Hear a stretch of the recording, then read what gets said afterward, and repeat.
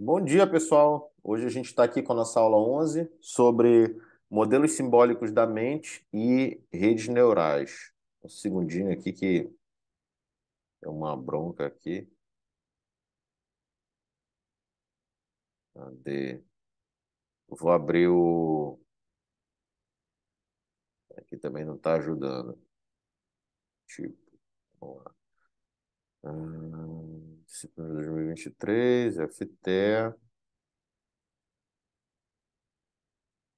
Pronto. Deixa eu compartilhar minha tela. E já. Pronto. Vamos lá. Aí a gente vai voltar para a obra do Guilherme François, fazer uma leitura comentada do capítulo. Aqui, tá bom? Vamos lá. Então, esse capítulo ele discorre a respeito de como as coisas estão conectadas em redes vastas e complexas. Para entender essas redes, é importante esclarecer um misterioso termo usado na psicologia, que é a caixa preta. O que é a caixa preta? Uma expressão que os psicólogos usam para descrever o conteúdo da mente. É interessante notar, entretanto, que os psicólogos ainda não decidiram o que é a mente. Então, a gente fala de mente sem saber mais ou menos o que ela é e a gente usa com frequência em frases como, por exemplo, eu tenho uma mente boa para, sei lá, temática, pra física, para qualquer coisa. Ele tem uma mente assassina, mente sã, corpo sã. Então é preciso desenvolver a mente das crianças. Bom, são exemplos de como a gente usa o termo mente. Essa expressão caixa preta, ela se refere ao fato de que o conteúdo da mente é desconhecido e que talvez não seja passível de ser conhecido, tá? É um problema sobre a cognoscibilidade do conteúdo da mente. Está relacionada a behavioristas como Watson e Skinner, que consideravam perda de tempo especular sobre o que acontece entre a apresentação de um estímulo e o aparecimento da resposta. Outros behavioristas, já com uma ideia um pouco diferente, pensavam que a caixa preta pudesse ser aberta, o que eles não conseguiram fazer. Em vez disso, eles tentaram adivinhar de maneira mais inteligente possível o que se passa lá em cima ou embaixo, né? Na mente ou no cérebro, porque a maioria dos psicólogos acredita que se a mente pode ser descoberta, ela será encontrada em algum lugar no cérebro, tá? Aí isso também é extremamente debatível. Neobehavioristas como Hull, Tolman e Hebb criaram suas próprias versões para o que eles esperavam encontrar dentro da caixa preta, sempre com cuidado de vincular as suas especulações ao que podiam ver e talvez medir. Alguns deles, né, como Jérôme Brunner e Jean Piaget, por exemplo, ficaram tão absortos nas estruturas e nos processos verificados dentro da caixa preta que no final arrancaram a tampa, encheram a caixa com tantos jargões e material que não conseguiram fechá-la de novo. Mais recentemente, na história da Caixa Preta, um novo exército de pesquisadores de cérebro-mente, guiados por metáforas poderosas e algumas vezes intricadas de computadores, começaram a mapear regiões da caixa que ninguém sequer sonhava em existir. Muitos desses pesquisadores não mais se contentam em criar metáforas para a mente e para o cérebro. Em vez disso, eles tentam simular concretamente o que o cérebro-mente faz. Então, são, nas palavras de Harness, teorias conexionistas computacionais da mente. Tá ok? Esse aqui é o sumário do que a gente vai abordar hoje. Vamos falar um pouquinho sobre inteligência artificial, sobre o computador e o cérebro, sobre o modelo simbólico e conexionista. Vamos começar. Então, inteligência artificial, tá? O campo de aplicações do computador em psicologia, bem como sua tecnologia, são extremamente dinâmicos. A lei de Moore, uma previsão feita inicialmente em 1965 por Gordon Moore, cofundador da Intel, definiu que o número de transistores que podem ser colocados em um chip duplicará aproximadamente a cada 2 anos. Não é notável que essa previsão se mostrou muito precisa, um fato que explica surpreendentemente a velocidade e a capacidade de armazenamento dos dispositivos de computação contemporâneos que cabem na palma da mão. As mudanças acontecem com tanta rapidez no campo de aplicativos e tecnologia da computação que tudo que foi escrito a respeito desse assunto apenas uma década atrás já está obsoleto e não pode mais ser levado em consideração. Diga-se de passagem, esse livro aqui, ele é do ano de 2016. Então ele já tem aí o quê? Uns 16, uns 7 anos, né? Então está quase mais ou menos nesse prazo.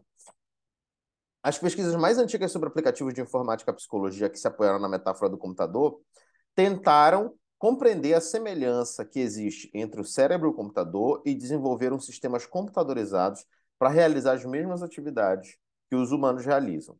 Isso ficou conhecido como inteligência artificial. Então, o que é a inteligência artificial? São, na verdade, sistemas computadorizados que realizam atividades semelhantes aos seres humanos. Os que agora atuam nessa área são um grupo diversificado de profissionais como psicólogos, neuroanatomistas, fisiologistas, linguistas, especialistas em computação, etc. Eles estão unidos pelo esforço de desenvolver programas, procedimentos e estratégias para simular ou ampliar algumas das funções inteligentes da atividade mental humana. A inteligência artificial é diferente da simulação computadorizada, tá? A simulação computadorizada ela tenta imitar o funcionamento do ser humano, tá? Incluindo seus erros e tendências. Portanto, simulação de computadores, a ênfase está nos processos em vez de nos resultados. A inteligência artificial, ela está preocupada em projetar sistemas, principalmente o hardware e programas que possam realizar as mesmas coisas que os humanos fazem. Por exemplo, aprender a linguagem ou a solucionar problemas.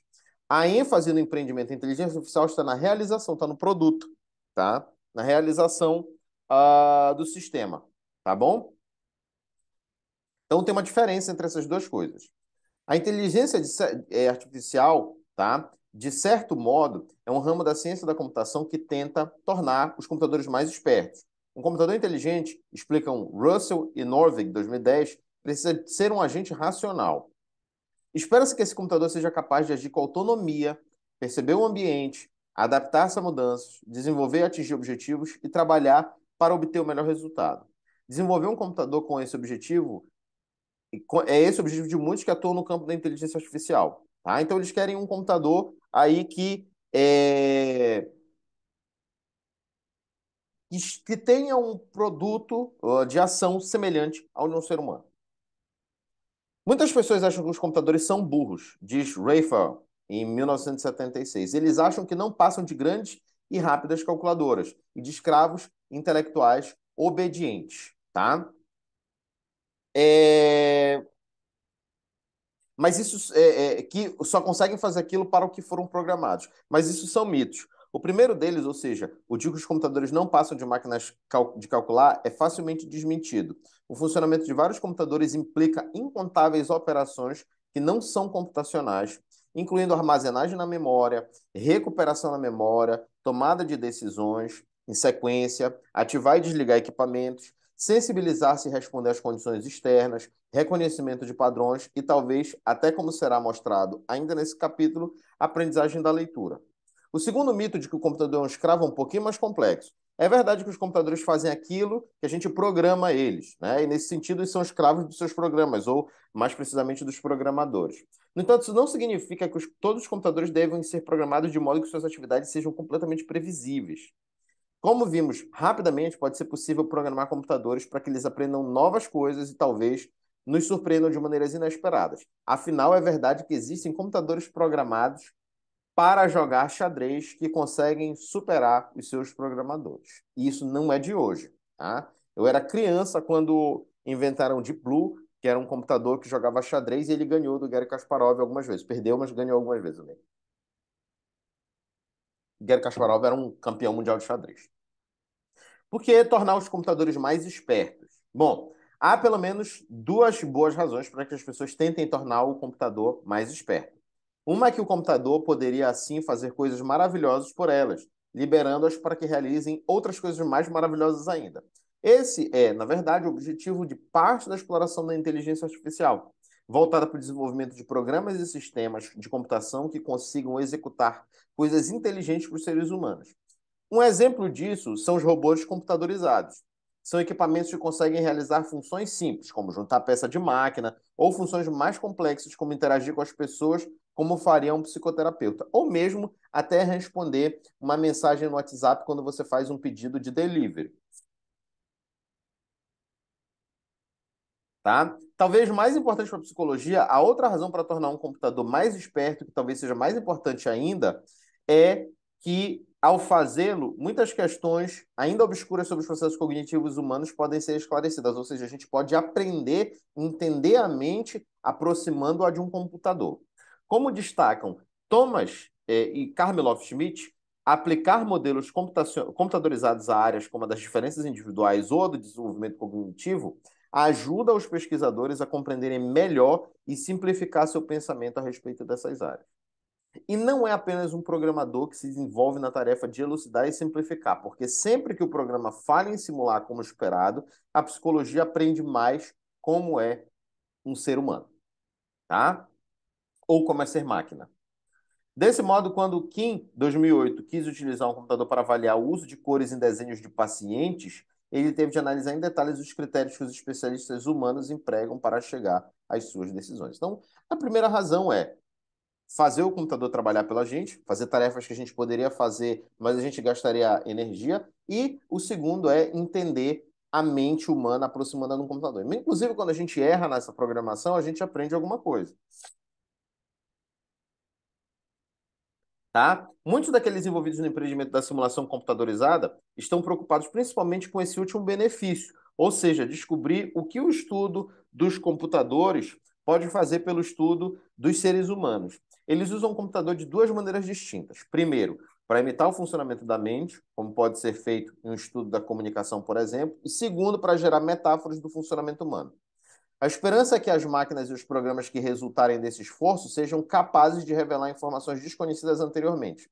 Além disso, as tentativas de simular processos humanos em máquinas podem servir como um teste fundamentalmente importante daquilo que os psicólogos pensam que conhecem sobre esses processos, e podem ter aplicações práticas muito importantes da aprendizagem humana, tá bom? Então, a gente pode conhecer processos cognitivos que a gente desconhece quando a gente simula as máquinas. Agora, assim, tem uma coisa, a gente, ou melhor, a gente admite que a gente pensa, mas as máquinas pensam, e aqui a gente vai, eu acho que sair com um pouco mais de perguntas do que de respostas concretas, tá? A gente vai debater alguns ramos de pensamento, tá?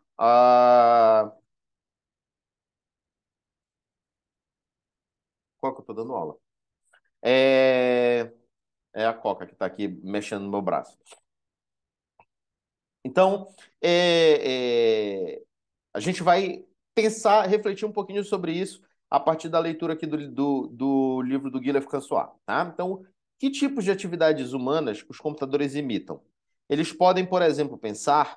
Os seres humanos debatem há tempos essa velha, mas fundamentalmente importante questão. Sternberg e Benzev, 2001, sugerem, por exemplo, que nem a simulação computadorizada dos processos de pensamento humano, nem o desenvolvimento de computadores que resolvem problemas podem ser considerados exemplos de máquina que pensam de verdade. Computadores não conseguem pensar, eles argumentam, embora possam algumas vezes ser programados para responder como se estivessem pensando. Então, esse é uma das primeiras visões. Os computadores não pensam, mas podem ser programados para agirem como se estivessem pensando. Um outro argumento é o da máquina de Turing, tá? Então, se é verdade que as pessoas podem pensar e se é verdade que uma máquina pode ser desenvolvida para fazer tudo que uma pessoa pode fazer quando está pensando, é possível concluir que uma máquina pode pensar. É um argumento contrário a esse, tá? Então, se uma máquina de Turing ela pode ser produzida para desempenhar muito bem qualquer função humana redutível a um algoritmo, né? Então, e se pensar for uma forma, digamos assim, de algoritmo, a gente pode fazer uma máquina de Turing. Então, vamos lá. Se a gente pode desenvolver alguma coisa, tá, que pode fazer, tá, tudo que uma pessoa faz quando ela está pensando, então a máquina pode pensar. É o argumento da máquina de Turing. Então vamos considerar a situação que o Turing, em 1950, Alan Turing, chama de teste de Turing. Vamos considerar um homem A e uma mulher B são colocados sozinhos num quarto. Um pesquisador C, em um outro quarto, precisa descobrir se A é um homem X ou uma mulher Y. No final, C deve dizer A é X e B é Y, ou A é Y e B é X. Ele precisa atribuir a A ou B um sexo, né? Sendo um homem e o outro uma mulher, tá? Então, para descobrir quem são A, B e C, pode te fazer perguntas. A e B descrevem suas respostas. O objetivo de A é confundir o pesquisador. Ele pode, por exemplo, responder as perguntas como se fosse mulher ou dizer a verdade. B, ao contrário, tenta ajudar o pesquisador. Obviamente que se ela tenta fazê-lo dizendo a verdade, por exemplo, eu sou B, eu sou uma mulher, acredite em mim. A pode fazer exatamente a mesma coisa. Não acredita nele, a mulher sou eu, tá? Então, a máquina de Turing, ela surge dessa situação, tá? Então, o Turing dizia, né, que num futuro próximo seria possível desenvolver uma máquina que confundisse o pesquisador em pelo menos 70% do tempo que faria outra pessoa nessa situação. Então, aqui nós temos o caso de dois humanos. Se você puder criar uma máquina, que é uma máquina de Turing, que confunda uma pessoa de modo que ela não saiba distinguir se é um humano ou uma máquina, aqui no caso era homem ou mulher, mas se você não puder distinguir entre humano e uma máquina, então você pode inferir que a máquina pensa, né? 50 anos após o artigo original de Turing ter sido divulgado, Hamburger e Richards, em 2002, admitem que uma máquina de Turing pode ser construída para desempenhar muito bem qualquer função humana redutível a um algoritmo. Então, isso a gente sabe, né, a partir disso. Que se for um algoritmo, tá? O que que é um algoritmo? É um procedimento de resolução de problema passo a passo, com etapas finitas. Então, por implicação, a resposta à pergunta sobre se as máquinas pensam parece ser sim. Mas esse debate ainda não está acabado. Os céticos dizem que a máquina não estaria pensando, estaria apenas desenvolvendo estupidamente as respostas programadas dentro dela. Então, uma dessas vertentes pensa no pensar como um procedimento, tá? E na outra pensa como uma, digamos assim, autonomia ou consciência desses processos, tá? Então, um homem e uma mulher devem enganar um pesquisador que vai identificá-los pelo sexo. Um deve enganar e o outro ajudar. Então, aqui a gente sabe que os seres humanos conseguem fazer isso. Uma máquina conseguiria fazer? Tá?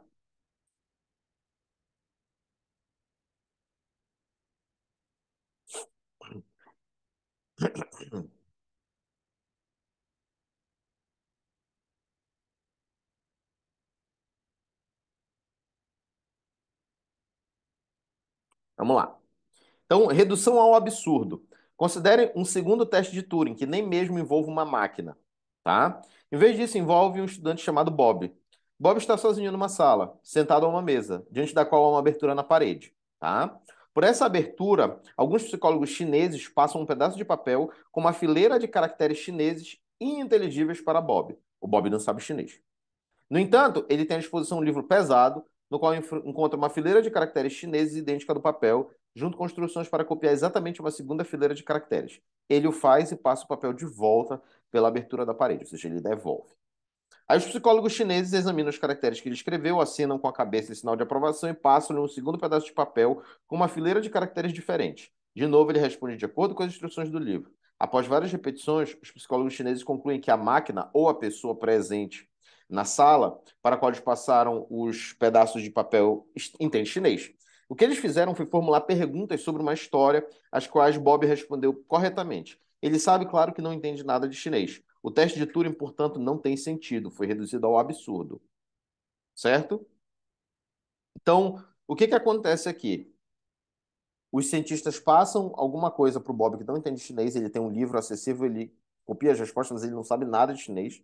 E aí ele devolve, aí eles passam de novo, aí o Bob responde. Ele diz assim, então ele sabe chinês, mas Bob não sabe chinês. Então isso é uma redução ao absurdo. Como é que funcionaria isso para a máquina de Turing, né? Os cientistas iam chegar à conclusão de que a máquina pensa, mas a máquina não pensa. Então o teste de Turing foi reduzido ao absurdo. Então é estranho, ressalta Searle, que muitos psicólogos se comportem como se acreditassem na validade do teste de Turing. Eles aceitam que se uma máquina simula um comportamento inteligente, é porque é inteligente. Que se uma máquina produz respostas corretas para problemas complexos, deve entender esses problemas. E presumivelmente que se uma abertura numa parede retorna respostas adequadas em escrita chinesa, então alguma coisa ou alguém do outro lado da parede não apenas sabe chinês, como também conhece as histórias. É um erro, alerta Searle, que as pessoas não cometem em outras áreas, aquelas nas quais os computadores são usados para simular sistemas complexos. Por exemplo, meteorologistas que estudam os movimentos e implicações da meteorologia, simulando no computador, sabem que a máquina não é capaz de gerar furacões ou tempestades de granizo. Da mesma forma, um computador que imita perfeitamente os processos humanos ou que seleciona respostas idênticas àquelas que um ser humano selecionaria não se torna humano por causa disso. Como diz Mellor, em 1989, modelos simples de máquinas são metáforas pobres da riqueza do pensamento humano. Coisas como a manipulação deliberada de ideias ou análise consciente das emoções, bem como coisas inconscientes e automáticas que as pessoas aprendem e fazem, não se encaixam facilmente numa metáfora de feedback de máquina. Isso porque a maioria dos processos mentais não é computação. Em especial, algo como dores e outras sensações são processos mentais que não podem ser representados e, portanto, não podem ser imitados e computados. Quando o Searle faz a pergunta, os computadores podem pensar? A resposta foi muito clara. Ele disse não. Temos cérebros, explica Searle, e cérebros têm mentes. Computadores não têm nada semelhante aos cérebros. O que eles têm são programas definidos por sua estrutura formal. E programas, ele insiste, não são mentes, nem são suficientes para ter mentes. E isso é principalmente porque a inteligência humana tende a funcionar com a intuição, em vez de exclusivamente com regras formais da lógica. A proposta original de Turing era de que uma máquina poderia ser tão eficiente quanto o humano em algumas tarefas triviais. E de acordo com Cullen, em 2009, essa tarefa é realmente um teste para os seres humanos, em vez de um teste de pensamento entre máquinas. No máximo, a aparente imitação dos humanos pelos computadores sugere que os psicólogos provavelmente sabiam o tempo todo. Alguma coisa que imita exatamente outra coisa não precisa imitá-la exatamente. Além do mais, Collins argumenta: as máquinas ainda não podem passar em um teste de Turing mal elaborado. Isso é um teste que requer que uma máquina realmente pense como um ser humano. E eles nunca conseguirão fazer isso a menos que possamos proporcionar vidas sociais reais a elas. Portanto, há mais de uma maneira de resolver um problema, de lembrar um poema, de reconhecer o mundo. Será que os estudos da inteligência artificial e das simulações computadorizadas descobrirão uma maneira computacional de pensar muito diferente da humana? Os seres humanos nunca saberão se uma máquina pode pensar até que seja tarde demais? Aí eu pergunto para você: você saberia distinguir uma resposta provinda do chat GPT ou de uma pessoa? Independentemente da sua resposta, isso não implica naturalmente que o chat GPT consiga pensar, tá? Não implica. Isso é um debate que a gente está abrindo aqui e esse debate não tem conclusões. Eu estou apresentando os dois lados para vocês a partir da leitura comentada do livro.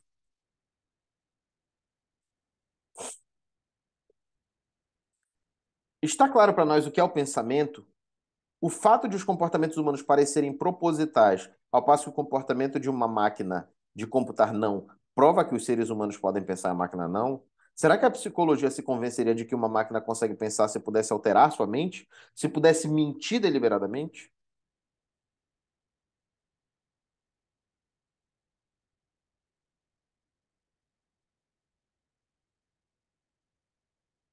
Não. Então, foi possível projetar uma máquina capaz de enganar um ser humano até mesmo metade do tempo? Ainda não conseguimos elaborar uma máquina de Turing que enganasse um ser humano em 50% das vezes. Na verdade, nenhum computador conseguiu passar em um teste de Turing bem elaborado, tá? Em um desafio relatado por Floride, Tadeu e Turilli em 2009, 4 juízes sentam-se em frente a um computador e interagem durante 5 minutos com cada, com duas entidades desconhecidas por meio de mensagens instantâneas. Os juízes precisavam determinar se a entidade era uma pessoa ou uma máquina. Pronto, aqui a gente está lidando agora não mais com um homem ou uma mulher numa sala, tentando enganar o pesquisador, mas com ou um humano ou uma máquina. Os juízes precisavam determinar se a entidade era uma pessoa ou uma máquina. As respostas das máquinas às questões como: se apertarmos as mãos, de quem são as mãos de quem estou segurando? Tenho uma caixa de joias em minha mão. Quantos CDs posso guardar nela? As 4 capitais do Reino Unido. Essa aqui foi a que eu achei mais engraçada. As 4 capitais do Reino Unido são três: Manchester e Liverpool. O que está errado com essa sentença? São uma demonstração clara. Nas palavras do autor, o computador ficou doido, entre aspas. As máquinas que apresentaram melhor desempenho nessa competição atual enganaram somente 13 das 12 pessoas. Existem situações em que uma máquina de Turing pode consistentemente enganar um homem comum e passar no teste de Turing. Mas como Floridi e outros afirmam, continua sendo um mistério para nós o motivo pelo qual o comportamento inteligente artificial deve ser testado pelo homem comum, que não é treinado, é ingênuo e muitas vezes desinformado. A menos que esse tipo de pessoa que você seja, a menos que esse seja o tipo de pessoa que você deseja enganar. É isso aqui eu fiquei refletindo, né? Continua sendo um mistério para nós o motivo pelo qual o comportamento inteligente deve ser testado pelo homem comum, que não é treinado, ingênuo e muitas vezes informado, a menos que seja esse tipo de pessoa que você deseja enganar, tá?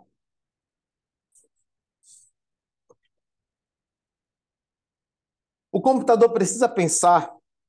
A conclusão de que o computador pode não ser capaz de pensar, que não é uma mente e que a mente não é um computador, parece não ser tão importante. Como coloca Gunderson, no fim, a broca a vapor sobreviveu a John Henry como escavadora de túneis de ferrovias, mas não provou que a máquina tinha músculos.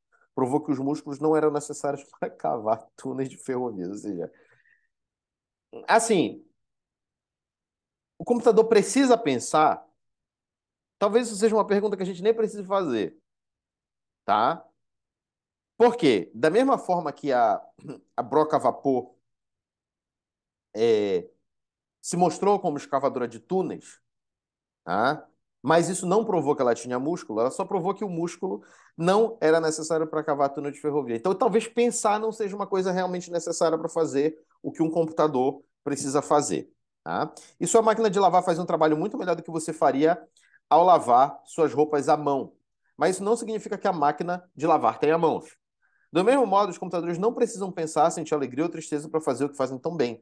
Não conseguir pensar nem sentir não significa que os modelos de computador são inúteis ou que estão categoricamente errados. Como destaca Delancey, a falta de paixão deles é uma prova de que não são humanos, nem mesmo parecido com os humanos. Então, vamos lá para metáfora computacional de novo, tá? Então, de uma forma caracteristicamente humana, as pessoas aceitaram que um computador inteligente é muito parecido com o ser humano, tá? Portanto, não é acidental o fato de que a maioria dos computadores e dos robôs computadorizados da ficção científica tenha personalidade. Esses computadores são muito inteligentes no que diz respeito à memória e às habilidades computacionais. E todos têm um certo grau de vontade própria e de idiosincrasias, de coisas individuais. Seus criadores tentaram fazê-los humanos, tá? Então, pessoas e máquinas, metáforas do computador. As metáforas mecânicas, diz Shanks, têm sido uma fonte de inspiração muito rica para cientistas e filósofos. Contudo, essas metáforas não escapam às controvérsias. Há quem argumente que visualizar humanos como máquinas rouba-lhes os mais importantes aspectos de sua humanidade. Afinal, as máquinas não têm emoção, nem vontade, metáforas e os modelos baseados em máquinas. Como explica Delancey, não podem explicar ou dar conta do afeto. Então, a metáfora ela roubaria a humanidade. Mas ela é apenas uma metáfora. É importante lembrar que as metáforas são, como o próprio termo define, uma espécie de comparações. Penner destaca que os modelos são apenas representações conceituais ou físicas de alguma coisa. A metáfora ela não precisa ser igual àquilo que ela representa, e nem é. Não precisamos acreditar que os computadores são, de certa forma, humanos para que as metáforas e as analogias a respeito deles sejam úteis. Precisamos aceitar que, em determinados pontos, computadores e humanos são suficientemente parecidos para que certos aspectos de um possam ser usados como modelos para certos aspectos do outro, tá? Quando você diz que o fulano é que a fulana é uma leoa com os filhos dela, obviamente que ela não tem uma juba nem dente, né? Ela tem a coragem de uma leoa, que ela sim é a rainha da selva, que você, se você quiser saber, tá? Então vamos lá. Onde é que estão essas semelhanças aí que a gente vai abordar, né? Então, as metáforas baseadas em computador são comumente usadas naquilo que chamamos de ciências cognitivas. Similaridades que se mostram historicamente importantes para essas metáforas têm a ver com estrutura e função. No que se refere a aspectos estruturais da estrutura de como é montado, os computadores consistem em complexos de arranjos de componentes eletrônicos, chips, disco, drive, teclado, conectores, que são o hardware, tá? O cérebro humano consiste em arranjos complexos de material neural, neurônio, várias células, aminoácidos, substâncias químicas transmissoras. E a gente chama de wetware, tipo é o hardware molhado, tá? A metáfora básica do computador, mostrada na figura 8.1, compara hardware com wetware. E eu salvei essa figura aqui para mostrar para vocês, ó. Vem aqui, ó.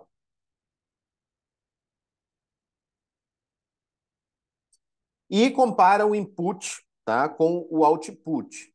Essa não é a figura da sexta edição, tá? É da quinta edição, mas está aqui, né? Ó, estímulo, input, resposta, output. Função aqui, ó, ato cognitivo, pensamento, solução de problema, criação, que são intervenientes. No caso do computador, são software. Isso aqui em termos de função, tá? Estrutura. Aqui, ó, sentido e sistema de resposta. Wetware, sistema nervoso. Ou seja, a informação chega para você, você processa e você responde lá no seu cérebro, no seu sistema nervoso. Aí o que que acontece? Computador, estrutura, sensor, o teclado, né? O hardware tem um monte de coisa lá, chip, relé, interruptor lá, e no final sai uma resposta, que é a impressora, a tela, tá? Isso aqui, por exemplo, foi produzido em algum momento em um teclado, foi processado por um hardware e foi imprimido. Imprimido não, impresso, desculpa. Tá? Então, essa comparação aqui, tá? Essa comparação aqui. Então, é comparável em termos de estrutura e de função, mas um computador, um cérebro não é um computador. Caramba, peraí. Só minha. Ligar aqui minha.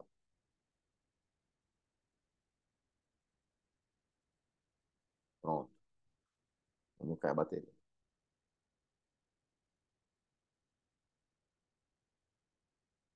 E a função seria o software, né? Ou seja, o processamento cognitivo seria análogo ao software, ao aplicativo que você coloca no seu computador, tá?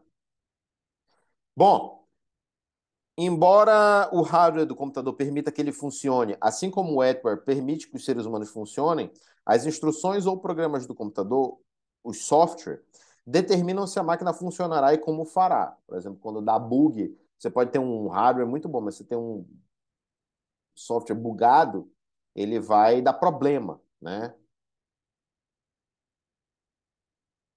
E, né, vai determinar como é que ela vai funcionar. No que diz respeito ao funcionamento, a metáfora básica do computador compara suas operações programadas com processos cognitivos humanos. Por isso, esses processos cognitivos humanos são chamados de processamento de informação. Então, quando a gente fala do paradigma do processamento de informação, a gente está falando de um paradigma cognitivo que lida com a mente como análoga a um computador, tá? Então, existe um paradigma de pesquisa que foca exatamente nisso, tá? Afinal, processar informação é o que fazem os computadores. E da mesma maneira que um computador pode se tornar infectado por um malware, tal como vírus, cavalo de Troia, spyware e worms, o cérebro humano também pode ser atacado por um vírus que causa doenças como encefalite e a meningite. Inclusive, na encefalite você pode ter alucinações. O seu wetware pode ficar danificado, né? E você vai processar as coisas de uma maneira diferente. O potencial da comparação entre o funcionamento do computador e o funcionamento humano alicerça-se na possibilidade de um computador realmente inteligente, que responda como um ser humano inteligente e funcione como um ser humano funciona. Colocado de outra forma, a memória e os programas de um computador verdadeiramente inteligente deveriam, nos seus aspectos mais importantes, assemelhar-se às memórias e aos processos cognitivos dos seres humanos. Na próxima aula, a gente vai descrever a memória nesse sentido, como um sistema de armazenamento e recuperação, tá bom? Mas hoje a gente ainda não vai falar sobre memória. Isso a gente vai falar na próxima aula. Tenha em mente, entretanto, que mesmo um computador que realiza atividades como os humanos usa processos bastante diferentes. A máquina de ordenhar pode tirar leite com muito mais rapidez do que uma avó poderia, mas isso não significa que a máquina tem mãos ou que a avó de Le François tem tubo de sucção. E é importante lembrar que a máquina não canta enquanto ordenha a vaca, mas a avó o faz. E como? Diferenças, tá? Ou seja, se a gente está falando de uma metáfora, A gente vai aproveitar os aspectos que são parecidos e lembrar também os aspectos que são diferentes. Eu coloquei aqui, eu vou fazer essa leitura detalhada aqui do livro, mas eu coloquei também uma tabela aqui para sintetizar isso. Então, por exemplo, o cérebro ele tem uma velocidade de processamento menor e o computador tem uma velocidade de processamento maior. O cérebro é mais complexo de um computador, a capacidade do cérebro é praticamente ilimitada, embora a gente tenha muita dificuldade com recuperação disso, o que o computador não tem, e uma computabilidade sem erros do computador, com certeza, computa melhor sem erros do que a gente, que o nosso cérebro. Então, eles são bastante diferentes, o computador e o cérebro, apesar das semelhanças. Primeiro, o cérebro é devagar, o computador é infinitamente mais rápido. A transmissão dos impulsos no cérebro é talvez 100 mil vezes mais lenta do que a transmissão num computador. Como destacam Churchland e Sejnowski, o cérebro é um produto da evolução, não é uma máquina fabricada e a natureza nem sempre é o mais inteligente dos engenheiros. Não obstante, o único cérebro humano consegue, num instante, saudar pelo nome um homem que acabou de raspar a barba, tingir o cabelo e trocar de roupas, entender 5 línguas com dezenas de sotaques diferentes, reconhecer um recipiente de bebida, seja ele caneca, vidro, frasco, copo, taça, moringa, becker, garrafa, pote ou garrafão, escrever um romance, etc. Eu vou contar uma situação pessoal comigo que costuma acontecer na academia. Quando eu chego na academia, quando eu fiz o meu registro lá de reconhecimento facial, eu fiz sem óculos e sem boné. Então, toda vez eu tenho que levantar o boné e tirar o óculos, porque senão a máquina não me reconhece. E, às vezes, a máquina me confunde com outra pessoa. É muito comum a máquina me confundir com outra pessoa, tá? Para você ver aí, né, como é que é a complexidade do ser humano. A gente consegue reconhecer uma pessoa, mesmo que ela raspe a barba, né, corte o cabelo, etc. O que faz um feixe de neurônios ser tão esperto? Pergunta-se Alma, 1989. Ele próprio responde afirmando que é um fenômeno coletivo, tem a ver com organização. Ou, como argumenta Waldrop, o que as coisas vivas e inteligentes têm em comum é a organização e a complexidade. Assim, do ponto de vista físico, o sistema nervoso humano é incrivelmente mais complexo do que o maior e mais sofisticado dos computadores modernos. Como resultado, alerta Alma do ponto de vista psicológico, a web emaranhada do cérebro apresenta poderes cognitivos que, de longe, sobrepujam qualquer uma das máquinas de silício que construímos para imitá-lo. Por exemplo, a capacidade humana de armazenar informações na memória é virtualmente ilimitada. Nenhum computador chega perto disso. Nem a capacidade humana de perceber e reconhecer modelos complexos e mutáveis pode ser igualada pelos computadores. Mesmo no século XXI, o mais sofisticado dos robôs modernos continua a ser risivelmente incompetente se comparado aos humanos no que diz respeito à locomoção, ao reconhecimento de pessoas e objetos, à discriminação de formas e odores, etc. Ou seja, esse argumento aqui é o de que a complexidade do cérebro é muito maior do que o computador. Em contraposição, a capacidade do computador em recuperar sem erros as memórias e realizar cálculos aritméticos rápidos e corretos, de longe excede a dos seres humanos. Então a gente entra aqui na computabilidade sem erros, como spreadsheets, por exemplo. Né? Em fração de segundos eles fazem isso. Usar o cérebro para fazer o mesmo tipo de coisa, segundo a Alma, usar uma chave inglesa para arrancar um prego. Você pode até fazer, mas não foi feito para isso. Portanto, as pessoas não são tão boas quanto os computadores no que fazem, diz Alma, e vice-versa. Os computadores também não são tão bons quanto as pessoas no que fazem em alguma dimensão. Como consequência, é um erro tentar comparar o cérebro com o computador digital. Isso, diz Alma, seria como tentar entender de que modo os aeroplanos funcionam estudando os balões de hélio, ou tentar entender de que modo funciona a televisão olhando para o esquema de instalação elétrica do manual de instruções. Tá bom? Beleza. Então já entendemos as semelhanças e as diferenças. Agora a gente vai entrar no processamento distribuído paralelo. O que é isso? Tá? Se a mente pode ser comparada com um computador de que tipo? Tá? O problema, diz Hammelhart, 1992, é que os cientistas cognitivos baseiam as metáforas em um tipo de computador errado. Especificamente, o processamento serial do computador digital. Por quê? É porque eles supõem que a mente vai processando as coisas em série. Eles têm se perguntado em que aspecto do cérebro se parece com o computador e, de algumas maneiras, têm distorcido a interpretação do funcionamento do cérebro para compreender o funcionamento do computador. Eles deveriam, ao contrário, perguntar que tipo de computador o cérebro poderia ser. Uma resposta possível, tá? É que o cérebro é um computador que não faz as coisas em sequência com surpreendente rapidez, chegando às soluções em menos tempo do que levaria para dizer Bob é seu tio. A verdade é que se o cérebro realmente funcionasse dessa forma, levaria um tempo muito grande para deixar escapar essa frase, Bob é seu tio. Em vez disso, explicam O'Brien e Opp em 2002, o cérebro se assemelha a um computador analógico que faz muitas coisas ao mesmo tempo, também chamado de computador de processamento distribuído paralelo, ou seja, o processamento ele é distribuído em processamentos paralelos, ou seja, a gente vai processando as coisas ao mesmo tempo. Quando os primeiros modelos de computador e de simulação dos processos de pensamento foram inventados, todos os computadores eram digitais. Agora estão disponíveis os computadores de processamento distribuído paralelo. Entretanto, eles são coisas complexas e difíceis. Na maior parte das vezes, o que os psicólogos e outros pesquisadores que usam computadores para simular os processos do pensamento humano fazem é tentar superar as máquinas de processamento serial convencionais, como o Ubico PC, usando esses sistemas PDP, né, que é o processamento distribuído paralelo. Nesses casos, o sistema PDP não é, na verdade, uma máquina de processamento distribuído paralelo diferente. Ao invés disso, é simplesmente um conjunto de instruções que faz a máquina funcionar como um PDP em vez de funcionar como um sistema serial. Tá? Então, tecnicamente, a mente ela se parece com um computador de processamento analógico, de sistema de processamento distribuído paralelo. Ou seja, a gente vai realizando várias coisas ao mesmo tempo, e não realiza uma coisa de cada vez, que esse seria o modelo serial. Vamos lá.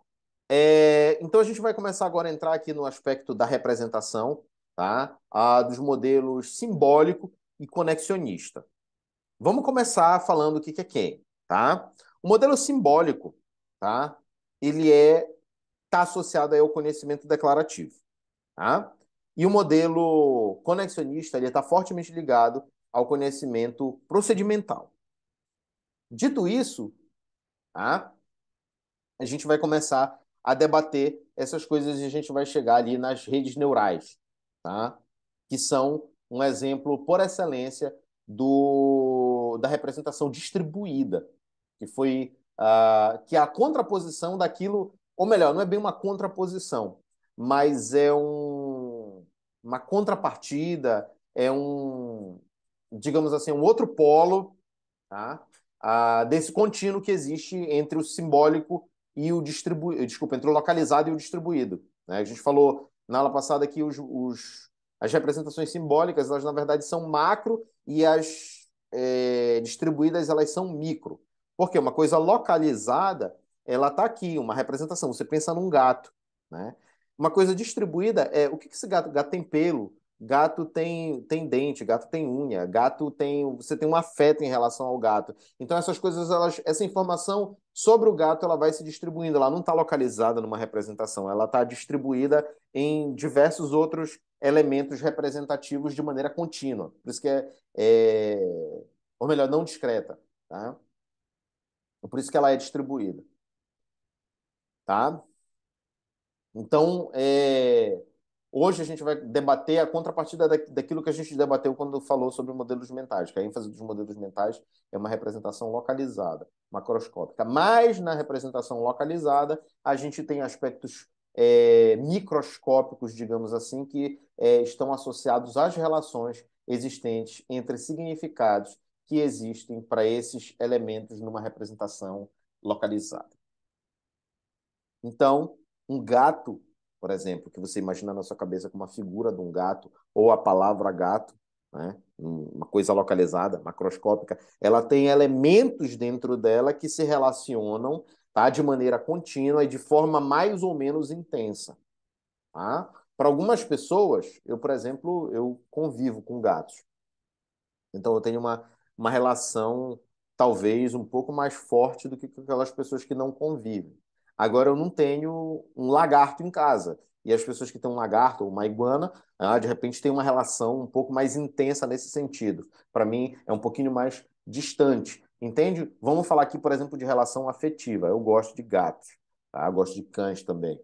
Então, a minha relação afetiva, entre eu e um cão, ou seja, a representação do cão, que está aí distribuída de maneira contínua, como uma rede de relações, né, como afeto, amor, né, que são coisas que se relacionam, como se eu fizesse um grande mapa conceitual, tá? Vamos pensar assim, em que eu pudesse estabelecer essas relações, o cheiro do cão, né, a visão do cão, o ouvido, o latido do cão, tá? Todas essas coisas elas vão se relacionando e por isso que as representações distribuídas elas são microscópicas. Então, hoje a gente vai falar aqui sobre o modelo simbólico e o modelo conexionista, visando chegar na rede neural. Tá?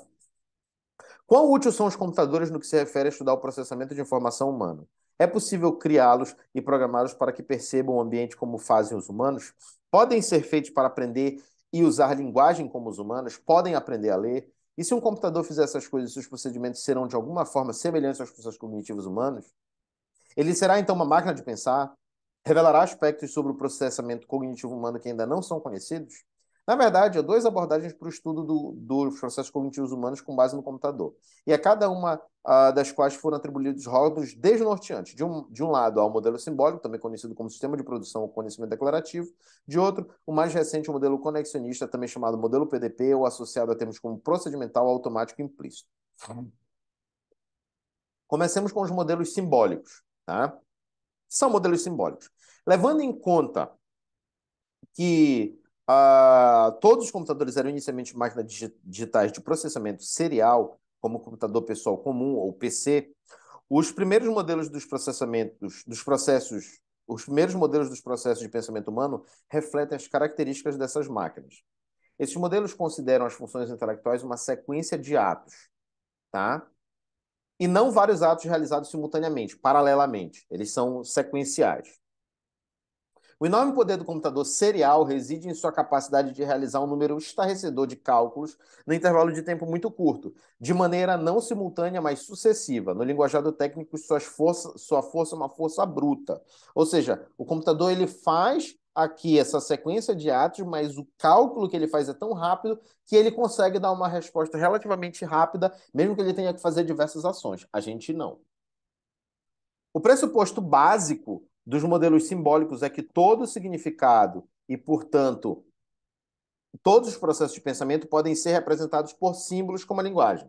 De acordo com esse modelo, todo processamento de informação, portanto, todo processamento, pode ser interpretado por meio de regras identificáveis. Em outras palavras, o mundo externo é representado mentalmente por símbolos. Pensar envolve manipular esses símbolos de acordo com certas regras lógicas.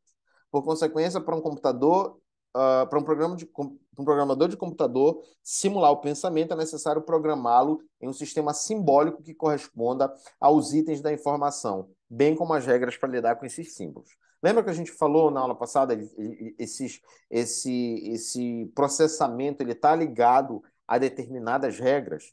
Pois é isso que a gente está se referindo agora. Então, a linguagem perpassa por regras identificáveis. Tem dois programas aqui, tá? O teórico lógico e o solucionador geral de problemas e o SOAR, tá? Provavelmente é SOAR que eles pronunciam, mas chame de SOAR, mais fácil, né? Que eles são programas, tá? Que simulam bem esses modelos simbólicos e a gente vai falar um pouquinho, tá? O teórico lógico, que a gente vai chamar de TL, ele tinha como objetivo descobrir provas para teoremas na lógica simbólica. Ele provou 38 teoremas do princípio, assim, ó, rapidola. Um dos primeiros exemplos de modelo simbólico foi proposto por Null, Shaw e Simon, tá? Para uma teoria da solução humana de problemas. A proposta tomou a forma de um programa complexo criado para descobrir provas para os teoremas na lógica simbólica. O programa, chamado de teórico lógico, ou TL, baseou-se no princípio matemática e consistia no armazenamento dos axiomas do princípio matemática no computador, junto com todos os processos necessários para descobrir as provas. Os 52 primeiros teoremas do texto foram apresentados ao TL. Ele conseguiu provar 38 deles, quase a metade, né? Um pouco mais da metade, né? É... Em menos de um minuto. Ele chegou até a provar um teorema que não havia sido provado previamente. Embora tenha se mostrado adequado para solucionar problemas matemáticos, o programa teórico-lógico não pode ser usado para resolver outros tipos de problema. Assim, tá? Neil e colaboradores desenvolveram um programa mais abrangente chamado Solucionador Geral de Problemas, ou SGP. Tá? Simplificando, o programa usa qualquer número de operações disponíveis para reduzir a diferença entre a situação de eventos presente, que é o problema, e a situação de eventos desejada, uma solução para o problema. Ou seja, o programa foi criado para permitir comparações entre a situação atual e a situação desejada e para fazer uma sucessão de mudanças usando as operações lógicas e matemáticas disponíveis até alcançar a solução. Tá? Então, o problema, ele é uma situação de eventos presente e você precisa modificar essa situação para chegar numa situação desejada, que é a solução dele. É esse que é o princípio do SGP. Ele vai, como é que eu posso dizendo? Ele vai trabalhando essa situação até chegar num ponto em que se deseja, que é a solução do problema. Então, o SGP tem sido usado para resolver uma grande variedade de problemas lógicos e matemáticos. E as etapas da solução de problemas utilizadas pelo computador têm sido comparadas com aquelas usadas pelos solucionadores humanos de problemas. Essas comparações, registram Newell e Simon, sugerem que o comportamento do SGP é como o humano em muitos aspectos, ou seja, o SGP ele simula bem o raciocínio humano. Como os humanos, o SGP resolve alguns problemas, embora não todos. Ele se sai melhor quando a informação é apresentada sistematicamente, desempenha bem seu papel se as instruções apontam para uma direção, usa procedimentos sugestivos de insight em vez de tentativa e erro aleatória, usa conceitos para resolver problemas na medida em que axiomas podem ser considerados conceitos e se organiza para realizar as tarefas usando descobertas passadas para guiar esforços futuros. Então, essas características são as semelhantes ao do raciocínio humano.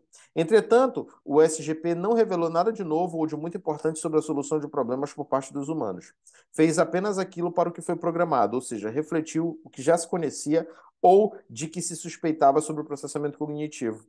No entanto, ele revelou algo, destaca Wagman, 2002, que os sujeitos humanos são mais flexíveis do que o SGP. Ou seja, né, isso é até meio óbvio. Mais ainda, que os humanos têm um grau de autoconsciência e uma gama de conhecimentos sobre o mundo que não podem ser facilmente programados em um computador para que este resolva um problema novo. No máximo, os computadores tendem a resolver problemas do mesmo modo que um aprendiz da resolução de problemas, aplicando todas as regras e os procedimentos corretos. Por outro lado, especialistas em solucionar problemas tendem a resolvê-los mais intuitivamente, em geral, com base na riqueza de experiências e conhecimentos que eles têm. Tá? Então, esse aqui é o SGP, né? Então, um resumo aqui, né?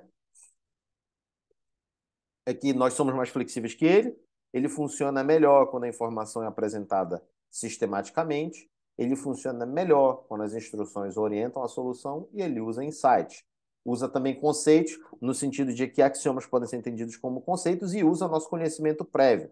Os seres humanos, nós, né, temos um grau de consciência e uma grama de conhecimento sobre o mundo, né, que são dificilmente programados. O outro é o SOAR, tá?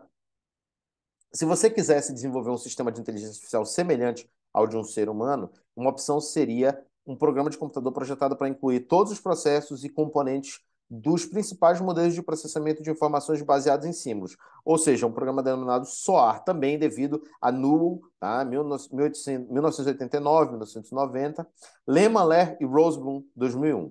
SOAR, inicialmente, era um acrônimo significando State, Operator and Result, ou seja, operador de estado e resultado, indicando que sua visão da resolução de problemas envolvia a aplicação de uma operação a uma situação estado a fim de obter um resultado. É a mesma coisa do passado. Tem uma situação atual, você aplica uma operação, essa operação vai te levar para um outro estado. Contudo, o SOAR não é mais considerado um acrônimo e, como resultado, não é mais escrito em maiúsculas e sim SOAR em minúsculas. Aqui está maiúscula por causa do... Não, na verdade, eu errei aqui, né? Eu botei só o título como se fosse um acrônimo, tá? O SOAR é uma arquitetura cognitiva geral para o desenvolvimento de sistemas que exibe um comportamento inteligente, tá? De fato, SOAR é um programa de computador projetado para permitir o desenvolvimento de um agente inteligente, isto é, de uma inteligência artificial capaz de representar várias formas de conhecimento, de resolver uma ampla gama, uma gama completa de tipos de problemas que uma inteligência humana pode resolver, de interagir com o mundo externo e de aprender do mesmo modo que um aluno humano. O programa está atualmente em sua nona versão e disponível para download no site do SOAR 2010. Basta você ir buscar lá. Provavelmente já tem uma nova versão, porque isso aqui é de 2010, a gente está em 2023. Você pode ir atrás do SOAR. A descrição da arquitetura da máquina cognitiva humana ainda é, em grande parte, uma metáfora. Simon define a arquitetura cognitiva como uma descrição do sistema cognitivo em um nível abstrato, geralmente simbólico. Soar descreve o sistema cognitivo humano, denominado arquitetura cognitiva, utilizando uma série de componentes que incluem aspectos similares às informações e processos constantes do SGP, ou seja, o SOAR é como se fosse uma evolução do SGP. Por exemplo, componentes relacionados a representações do conhecimento, uma maneira de gerar objetivos, processo de aprendizagem e procedimento de solução de problemas. Também incluem características que se pode esperar encontrar em um modelo de máquina, por exemplo, uma racionalidade pretendida ou emotividade. O SOAR, em forma nu, opera como um controlador do organismo humano, portanto, é um sistema completo, com percepção, cognição e componentes motores. Assim como outros modelos de produção de sistema de símbolos, ele tem como base a suposição fundamental de que todo conhecimento pode ser representado por um sistema de símbolos, o que significa que a computação é utilizada para criar representações, extrair suas implicações para a ação e implementar a ação escolhida. O programa SOAR continua a ser desenvolvido e tem sido utilizado em uma ampla variedade de projetos de pesquisa. Por exemplo, Marinier, Laird e Lewis, não é o Johnson Laird, esse aqui, tá? É outro. Utilizaram o SOAR para examinar a relação entre emoção e controle comportamental. Laird, em 2008, vem tentando ampliar o SOAR para incluir representações não simbólicas e memórias de longo prazo. Então, ó, o SOAR, ele inclui processos e componentes dos principais modelos de processamento, ele permite o desenvolvimento de um agente inteligente, ele resolve problemas ao nível de humanos, por isso que ele é uma evolução aí do SGP, ele interage com o mundo externo, ele aprende também como um ser humano, tá? Então, há uma tendência a pensar que os computadores como gênios mecânicos que foram dotados de um tipo de força cognitiva bruta que os humanos nem de longe conseguem alcançar. Entretanto, essa avaliação do computador, embora não totalmente incorreta, é enganosa. Tome-se um jogo fácil de compreender, por exemplo, xadrez. As regras são explícitas. Cada peça pode se mover apenas de determinada maneira em uma determinada área. O objetivo do jogo, que é capturar o rei do adversário, é simples e claro. Em qualquer ponto considerado, há um número limitado de movimentos possíveis e um número finito de possíveis contramovimentos e assim por diante. Certamente uma força poderosa bruta, como a do computador, pode ser programada para considerar e gravar na memória todos os movimentos possíveis, contramovimentos, respostas aos contramovimentos, etc., além de implicações finais de cada um desses movimentos. Em outras palavras, um computador bem programado pode jogar uma partida e provavelmente ganhá-la de qualquer xadrez do mundo.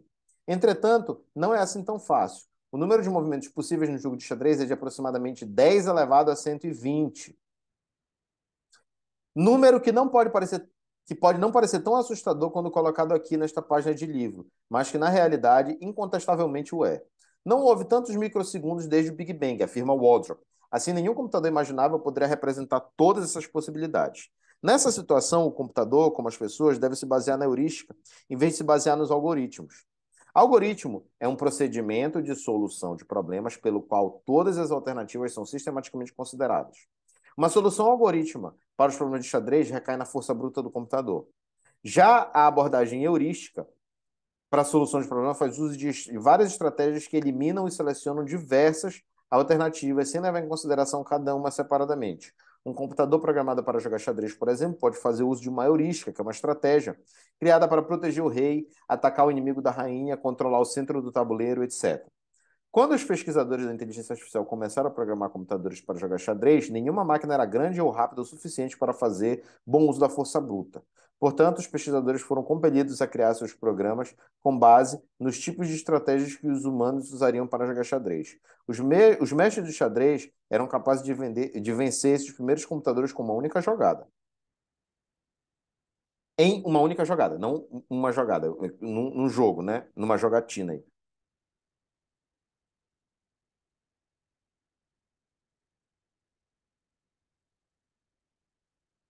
No entanto, hoje os computadores são muito mais rápidos e infinitamente mais capazes. Além disso, em questão de segundos ou minutos, podem vislumbrar antecipadamente as implicações dos milhões de diferentes movimentos das peças no tabuleiro. Os programas modernos para jogar xadrez, como explicam Campbell, Rony e Risso, há muito desistiram de imitar as estratégias dos jogadores humanos. Reverteram esse procedimento acoplando toda a força bruta a umas poucas estratégias-chave. Agora, a força não reside no fato de pensar melhor o xadrez do que a média dos jogadores humanos, mas em calcular mecanicamente milhões de movimentos e contramovimentos em poucos segundos. Na verdade, o computador jogador de xadrez fabricado pela IBM, o Deep Blue, é descrito como uma máquina de processamento massivamente paralelo, cujos chips são capazes de considerar e avaliar entre 2 e 2,5 milhões de movimento por segundo. Imagina só, né? Você não é capaz de fazer isso. No total, o Deep Blue consegue avaliar mais de 300 milhões de posições por segundo. Então, como estão hoje os melhores computadores programados para jogar xadrez? Ótimos. Os mestres do xadrez não dão mais risada quando vêem essas máquinas jogando umas com as outras ou quando eles próprios são desafiados. Os mestres do xadrez têm de jogar com as duas mãos e correm o risco de perder toda vez que jogarem. Na verdade, o Deep Blue, que numa primeira partida perdeu para o campeão mundial Garry Kasparov, venceu a revanche em maio de 97, embora tenha sido por pouco, 3,5 para 2,5 numa série de 6 jogos, com 1 ponto por vitória e meio ponto por empate. Mais recentemente, o grão-mestre Vladimir Kramnik disputou um torneio de 6 partidas de xadrez contra o computador Deep Fritz. E apesar de Kramnik ter estudado o programa do Deep Fritz, terminou perdendo 2 das 6 partidas e empatando as outras 4. Ou seja, ele não ganhou nenhuma ainda e empatou as outras 4. Outro programa de xadrez, o Ribica, tem vencido um grande número de torneios mundiais de xadrez de alto nível jogando contra mestres de xadrez e também contra outros computadores. Por exemplo, ICGA Tournaments em 2010, tá?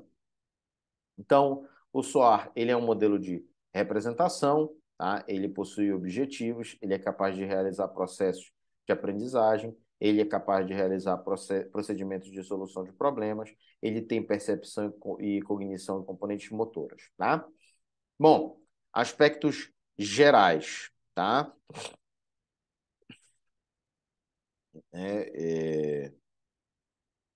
Dos modelos conexionistas. Antes de passar disso, né, tem uma seção aqui que é a avaliação dos modelos simbólicos.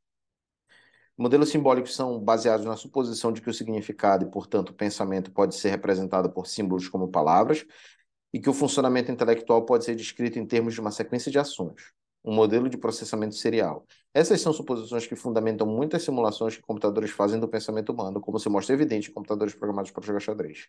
Como vimos, um dos problemas com esse computador, com esses modelos, é que a mente humana é extraordinariamente lenta em comparação com o computador. O computador pode responder a uma informação em nanosegundos. Os neurônios do cérebro humano geralmente requerem cerca de 300 milissegundos para começar a responder. Como resultado, para processar a quantidade de informações que processa, o funcionamento do cérebro humano provavelmente é mais bem explicado por um modelo de processamento paralelo em vez de processamento serial. Como vemos na próxima seção, modelos conexionistas proporcionam esse modelo alternativo. Apesar do fato de que os modelos simbólicos não podem modelar com muita precisão todo o funcionamento intelectual humano, eles podem ser altamente úteis em modelar e esclarecer atividades mentais específicas, como aquelas envolvidas na solução de problemas, e talvez até mesmo no aprendizado de linguagens e no desenvolvimento de estratégias em jogos como xadrez, ou ainda na descrição do que algumas vezes chama de arquitetura cognitiva.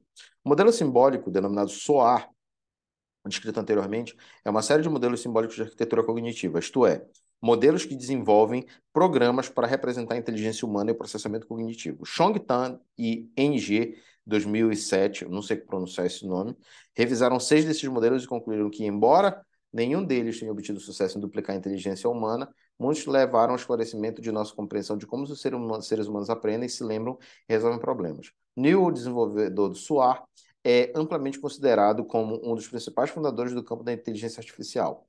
Talvez uma de suas maiores contribuições tenha sido a de que ele advogou não uma única teoria de aprendizagem ou comportamento, não apenas uma abordagem da compreensão da arquitetura cognitiva humana, mas a unificação de várias teorias a fim de proporcionar um modelo altamente abrangente. Essa que é a vantagem do Newell, né?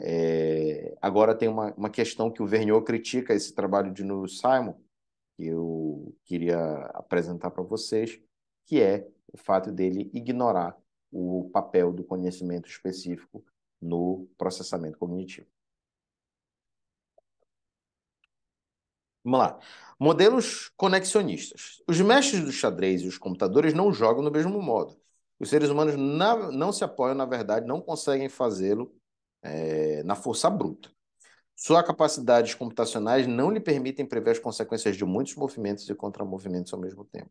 O que podem fazer, e que a máquina não pode, é reconhecer os padrões no tabuleiro de xadrez com base em experiências prévias com padrões similares, embora não idênticos. Dessa forma, conseguem selecionar o melhor movimento, sintetizando, de certo modo, os efeitos da experiência prévia, sem necessariamente seguir regras explícitas. É como se o jogador humano aprendesse da experiência, desenvolvendo regras implícitas, não verbalizadas. Mais do que isso, a lógica que caracteriza o comportamento do jogador de xadrez não é uma lógica formal e sempre resulta numa solução correta. É uma lógica fuzzy. Fuzzy não tem uma tradução específica. Fuzzy é impreciso, é borrado, não totalmente previsível. Né? O tipo de lógica fuzzy, segundo o Oxford Advanced Learner's Dictionary, que é o dicionário avançado do aprendiz avançado de Oxford, né? A lógica fuzzy é um tipo de lógica usada para tentar fazer os computadores comportarem-se como o cérebro humano.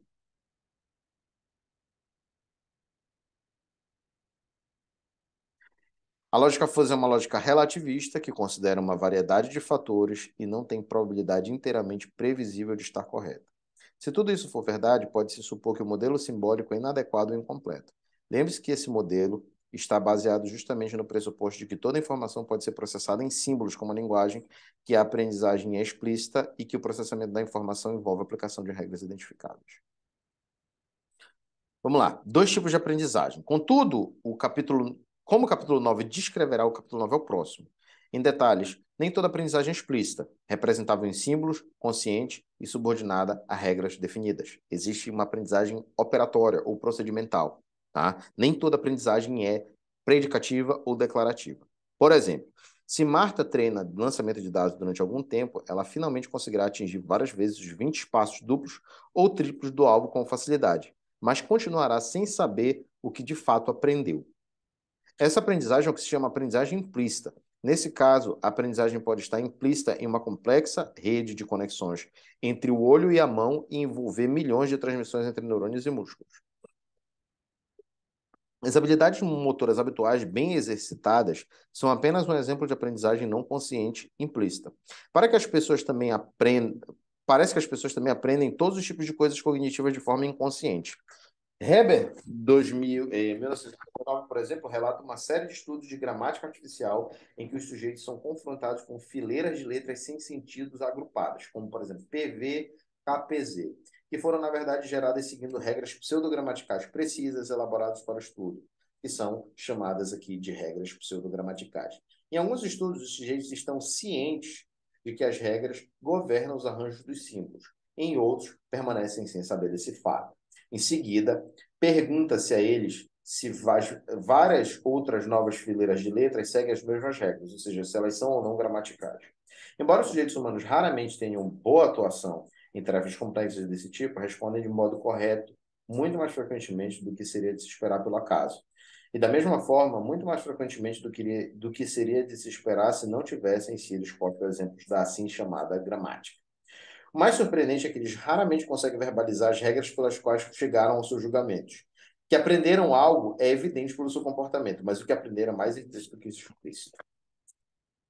O mesmo acontece quando as crianças aprendem a linguagem. Em pouco tempo, elas aprendem a dizer uma porção de coisas que são, na maioria, gramaticalmente corretas. Mesmo assim, não conseguem tornar explícito o conhecimento das regras que lhe permitiram gerar a língua correta, ou reconhecer uma gramática boa ou má. Em geral, os cientistas cognitivos aceitam que a mente usa regras e símbolos para pensar, como afirma St. Julian. E o principal apelo do computador como modelo dos processos cognitivos se apoia na metáfora da informação, percorrendo o cérebro na forma de impulsos elétricos, como acontece no computador digital serial. No entanto, argumenta St. Julian, o que sabemos da fisiologia do cérebro não mais sustenta esse tipo de metáfora, não importa o quão útil, instrutiva ou mesmo inspiradora tenha sido. Hoje sabemos que a cognição ocorre no cérebro não como uma série de processos, mas como padrões de ativação, tal como Hebe havia suspeitado. Sabemos também que esses padrões de ativação requerem que muitas coisas estejam acontecendo tanto de forma simultânea quanto muito rapidamente.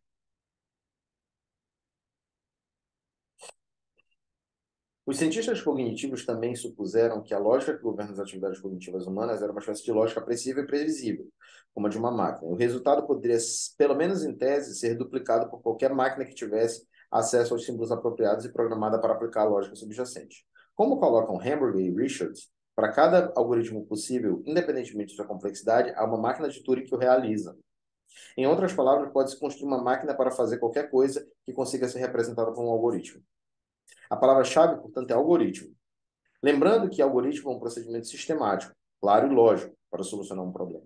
Embora uma máquina possa ser construída para resolver qualquer problema para o qual se encontra o algoritmo, muitos problemas não se prestam facilmente a algoritmos. Como vimos, alguns problemas são mais heurísticos, exigem estratégias mais generalizadas de solução de problemas por eliminação de alternativas. A lógica heurística é mais difusa do que a lógica dos algoritmos. Há atividades como jogar xadrez, aprender gramática, reconhecer um cachorro ou confundir um pato colhereiro com um pato selvagem ilustra um modo de pensar tipicamente humano, sujeito a erros e a uma lógica não precisa. Se os cientistas da computação querem investigar e modelar esse tipo de pensamento, precisam recorrer a algo muito mais que uma máquina calcular dirigida por algoritmos manipuladores de símbolos, que é o computador digital serial. Tá? Então, aspectos gerais aqui do modelo simbólico conexionista, desculpa, do modelo conexionista, o efeito da experiência prévia na tomada de decisão é uma forma não formal, não verbalizada e implícita, uma lógica fuzzy, uma lógica sujeita a erros, tá? Como, por exemplo, na aprendizagem de linguagem das crianças, que elas podem fazer, utilizar a linguagem mesmo sem compreender muito bem as regras dela, tá? As cognições são entendidas como séries de padrões de ativação e não são entendidas como coisas sequenciais e computáveis na base da força bruta, e esses padrões de ativação naturalmente têm a ver com as experiências, tá? E a gente chega nas redes neurais. O que eles precisam e têm é o computador PDP, processamento distribuído paralelo, tá? Ou mais frequentemente o programa de computador. Esse computador dá origem ao modelo de arquitetura cognitiva PDP, ou conexionista, cujo desenvolvimento foi iniciado por McLaren e Hammerhard em 1986. Este é o modelo que tenta duplicar a estrutura e a função das redes de neurônios biológicos que compõem nosso cérebro, nossas redes neurais humanas reais. A utilização do termo rede neural geralmente se refere a redes neurais artificiais em vez de redes neurais biológicas. Tá? Então, é alguma coisa que tenta imitar os neurônios do cérebro. Todos os modelos de processamento distribuído paralelo, explica Kellogg 2003, consistem num conjunto de unidades de processamento cuja estrutura e arquitetura foi criada para imitar os neurônios do cérebro. Essas unidades separadas representam palavras, letras, sons, elementos da percepção visual, variáveis relacionadas ao mercado financeiro, informações meteorológicas, etc. Elas são conectadas umas às outras de forma complexa e imutável, assim como acontece concretamente com os neurônios no cérebro. O padrão de conexões determina o que o sistema conhece e como vai responder. Aprender dentro desse sistema exige mudar a força das conexões entre as unidades, de novo, da maneira como Hebb descreveu a formação das assembleias neurais. Então, é um padrão de conexão que determina o que o sistema conhece e o que ele vai responder. Então, o que acontece, gente? A gente vai representar alguma coisa, né? A gente processa isso de forma integral, distribuída, vamos dizer assim, pelos nossos neurônios. Então, por exemplo, uma coisa que é uma representação localizada como um gato, ele está cheio de coisas distribuídas. Como é que é o pelo do gato? É branco e preto? Como é que é esse gato? Ele é gordo? Ele é magro? Como é que é esse gato? Ele é grande? Ele é pequeno?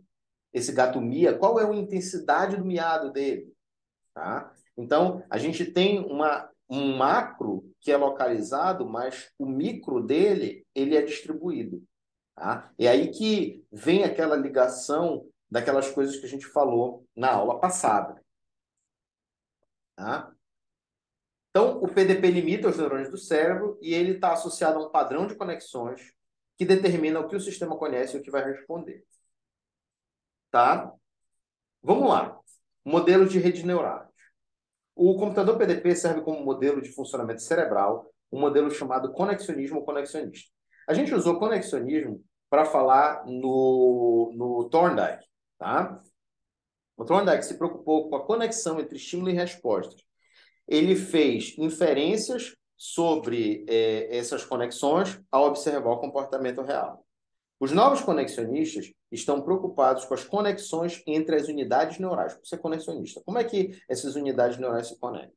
De modo muito semelhante a Hebb, eles fazem inferências a respeito dessas conexões. Mas, diferentemente de Hebb, suas inferências são baseadas menos em suposições e especulações e mais na observação do funcionamento de computadores programados como redes neurais artificiais. Então, a gente se aproveita de um computador programado como rede neural para fazer inferência acerca disso. O que o modelo conexionista pressupõe é que o conglomerado de neurônios do cérebro é similar às unidades de processamento do computador PDP. Na verdade, essas unidades de processamento formam uma rede neural. Nenhum organizador ou processador central governa suas atividades. Ao contrário, milhares ou milhões dessas unidades são ativadas simultaneamente. Elas ativam umas às outras e estabelecem novas conexões, descartando as conexões antigas e modificando a força das conexões. Ou seja, essas redes neurais elas são variáveis e variam conforme a experiência. De certo modo, elas aprendem através da experiência, adquirindo então compreensão, tomando decisões e iniciando ações. É importante não esquecer que na pesquisa cognitiva, as redes neurais não são arranjos físicos de verdadeiras redes de neurônios. Novamente, a metáfora. Em vez disso, a pesquisa cognitiva lida com redes neurais artificiais representadas pelo funcionamento de computadores PDP.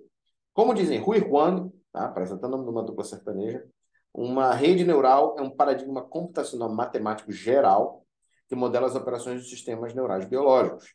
Na verdade, essa abordagem para entender o processamento e a aprendizagem humanos usa o hardware físico e o software de computador dos sistemas PDP para modelar o funcionamento das redes neurais reais nos seres humanos. Ou seja, como se quisesse simular os nossos neurônios se conectando uns com os outros e formando, entre aspas, aquelas assembleias de células que são as relações entre os neurônios que disparam outras assembleias de células, tá? Semelhante ao modelo de Hebb, mas, claro, aqui fundamentado em outra coisa. A aprendizagem pode ocorrer numa rede neural de três maneiras: pelo desenvolvimento de novas conexões, ou seja, se aprende desenvolvendo conexões novas; pela perda de velhas conexões, aprender envolve, de certa maneira, desaprender; ou pela probabilidade de que uma unidade levará a outra a mudar, ou seja, uma unidade neuronal leva a outra a se modificar, e isso vai gerar, naturalmente, uma gama diferente de relações entre elas. Os conexionistas têm um trabalho exaustivo nessa última possibilidade. Next talk. Tá? Então, vamos lá. Conexões entre unidades neurais é o que importa. A aprendizagem ela pode acontecer por novas conexões, por perda de conexões antigas ou pela probabilidade de mudança. As redes neurais elas são artificiais e representadas pelo PDP, tá bom? Bom, vamos lá. Um exemplo concreto disso. Quando você pensa, por exemplo, na segunda lei de Newton, tá? Existe uma série de situações que está ligada com isso. Então, você encontra uma nova situação, tá? Em que você tenha que usar a segunda lei de Newton. Ou não a segunda, mas a primeira, né? Que é a lei da inércia.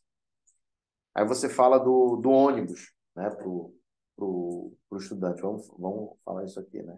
O estudante está aqui ouvindo sobre a segunda lei de Newton e tal, primeira lei de Newton, desculpa, a inércia, no nosso exemplo. E aí você fala da situação do ônibus. Bom, aquela situação do ônibus, o estudante tem lá na rede neural dele um conhecimento acerca do ônibus. E quando ele aprende, ele estabelece uma conexão nova.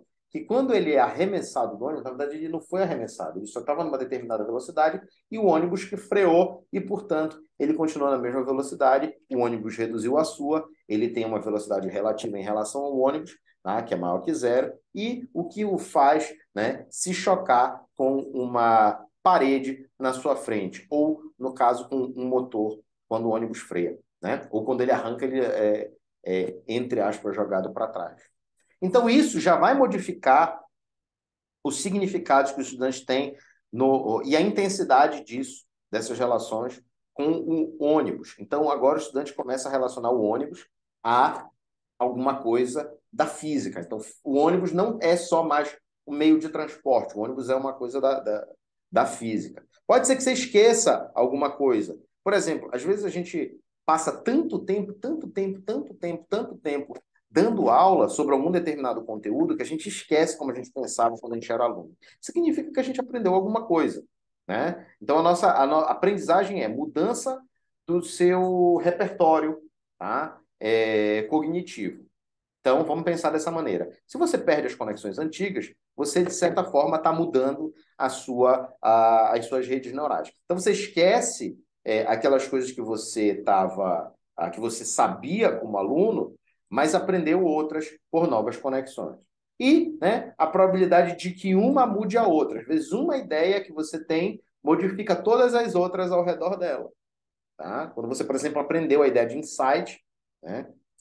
A sua ideia de sacada foi elaborada. Tá? Você fez uma nova conexão, essa nova conexão mudou uma outra. Então, você relaciona um insight com a sacada, por exemplo.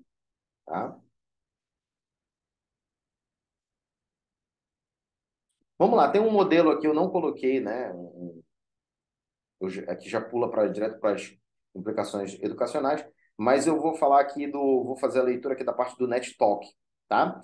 O NetTalk ele é um exemplo de redes neurais, tá? É extremamente complexo programar em um computador de processamento serial todas as regras necessárias para ler uma carta ou poema, como faria uma criança inteligente de 6 anos.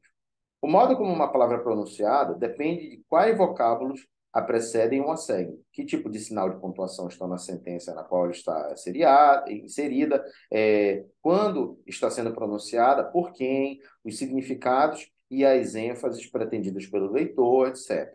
Muitas exceções e qualificações têm de ser construídas segundo regras que não têm a unanimidade nem mesmo dos linguistas.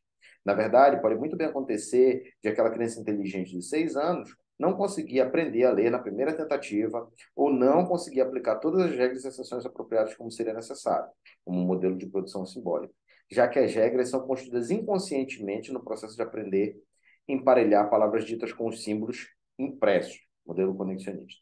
Este é basicamente o raciocínio que levou Seinovsky e Rosenberg, em 1987, a desenvolver um programa conexionista que poderia aprender a ler, ou seja, um programa de redes neurais que está aprendendo a ler. É o NetTalk. Tá? É, ao mesmo tempo, uma máquina e um modelo. É uma máquina composta de unidades de processamento e é o que chamamos de modelo de rede neural. Daí, suas unidades servirem como uma analogia para os neurônios do cérebro. No modelo, eles também são chamados de neurônios. Como máquina, o NetTalk consiste em uma janela que consegue esquadrinhar 7 letras a cada vez. Cada uma das 7 aberturas nessa janela está conectada a 29 neurônios, unidades de input, que correspondem a 26 letras do alfabeto, mais os sinais de pontuação e marcas de espaço. Como resultado, temos 203 unidades de input. No output, ao final da máquina, há outros 26 neurônios, unidades de output, cada um dos quais ligado a um dos 26 fonemas, sons simples que compõem a língua inglesa. Quando o neurônio do output seleciona um fonema, ele é emitido por um alto-falante que dá ao NetTalk a sua voz. Legal, né? Ou seja, tem alguma coisa no input, isso aí vai gerar um processamento, um output, e esse output está ligado a um alto-falante, e o NetTalk ele fala também. As entranhas, ou melhor, os cérebros do NetTalk consistem em 80 unidades ocultas que intervêm entre as 203 unidades de input e as 26 unidades de output. Cada um dos 203 neurônios do input está conectado a cada uma das 80 unidades ocultas, bem como a cada um dos 26 neurônios do output. Assim, há cerca de 18.320 conexões nessa rede neural. E cada uma dessas 18.320 conexões tem peso, ou seja, algumas delas são fortes, as importantes, e outras são fracas. É por isso que é distribuído. Porque além de estabelecer a conexão, essa conexão ela tem uma intensidade, ela pode ser mais forte ou pode ser mais fraca. As de maior peso, ou seja, as conexões mais fortes, poderiam significar que a ativação de uma unidade sempre resultaria na ativação da próxima.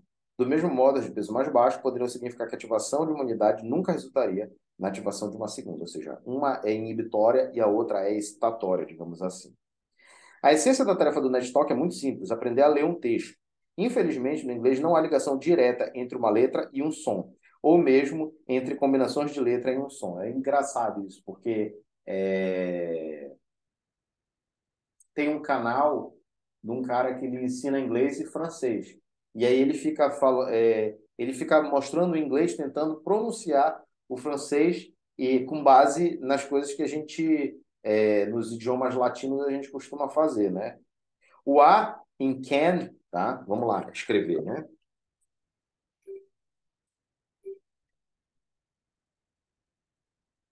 Can. Aula de inglês aí gratuita, né? É diferente do A em can. Putz, grila. Embora, cadê? Aqui. Embora exista uma regra simples para essa situação, o que dizer do A sobre O e far, né? O, eles falam O e far.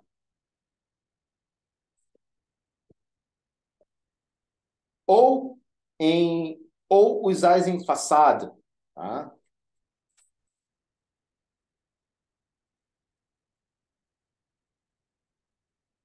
Ou ainda em O. Como o computador vai falar isso? Ou como você explica por que em inglês as palavras cough, both, through, wrath e thorough têm pronúncias tão diferentes, tá? É cough e bow, desculpa. É bow, through, wrath e thorough. Assim, a solução para a tarefa do NetTalk, aprender a ler, não é tão simples. Requer que os pesos entre as unidades ocultas sejam arranjados de tal forma que os padrões ativados pelas letras levem a máquina a selecionar os fonemas corretos. Putz, grila. Sejnovski e Rosenberg não sabiam, claro, que seriam esses pesos, de modo que propuseram deixar a máquina aprender por si mesma, usando a regra da propagação retroativa. Deixa eu ver se eu acho aqui no livro, né, a imagem do da rede neural. Se tem no. Vamos lá.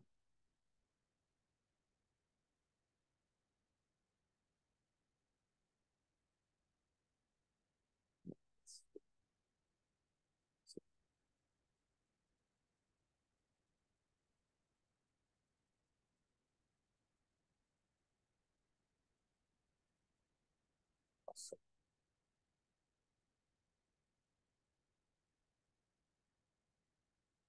porque esse aqui é a quinta edição, o outro é a sexta.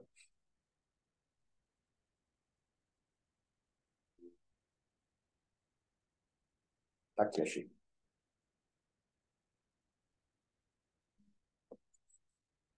Então, aqui, ó, tem as 7 letras, que estão ligadas a 29 unidades de input, aí isso produz aquelas 203, né, relações, as 80 unidades ocultas e as 26 unidades de output. Isso aqui é distribuído, né? Que essa representação ela não está focada em uma coisa localizada num ponto, como, por exemplo, num gato, ou numa palavra gato. Ela está distribuída numa rede de coisas, tá? E aqui o alto-falante, né? Então, é o reconhecimento da janela, entra, processa. Isso aqui é semelhante à janela de reconhecimento, a nossa sensopercepção, os nossos processos cognitivos e a nossa emissão da fala, tá? Tecnicamente seria isso, é um computador que tenta aprender a ler, tá?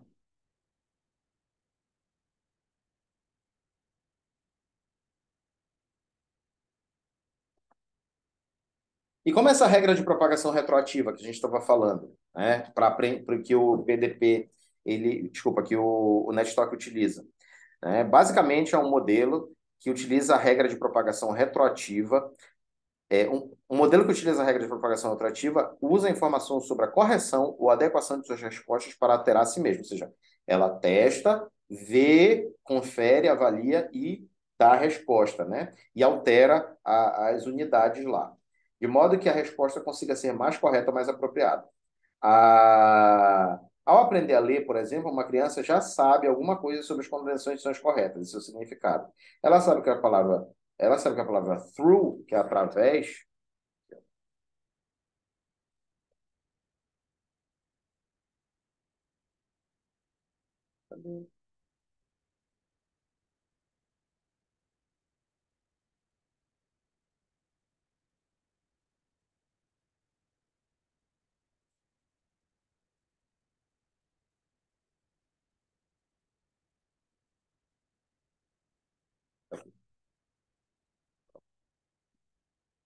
Through.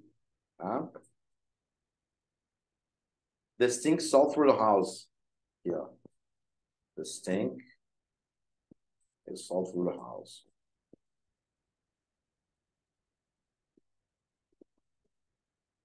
Não é house, tá, gente? É house. Inclusive, tem o som de Z e tem o som de S no inglês. E não é muito simples. Enfim, né? A gente saber. Muita da coisa que eu sei, eu não sei porque eu sei, mas eu sei. É implícito, né? Aqui soa como through, né? Como through. Tem a mesma pronúncia quase que through, que é passado de throw, que é arremessar. E não como... Aqui é... Peraí. Aqui é... Eu vi essa palavra ontem. Bora ver aqui no Google Tradutor.